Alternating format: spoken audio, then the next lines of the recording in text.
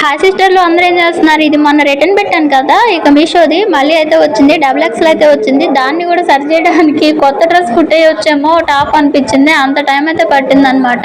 ఇది ఒక ప్యాంట్ కూడా కట్ చేశాను కొడదామని చెప్పేసి. నేను అసలు ఎటు నుంచి వాయిస్ చెప్పాలన్నా వినాయకుడు బొమ్మ పక్కనే ఉంది. మంత్రాలు ఇక డీజే సౌండ్లతో అంత హడావిడిగా ఉంది. ఇక మేమైతే 3వ రోజు తీసేసామన్నమాట.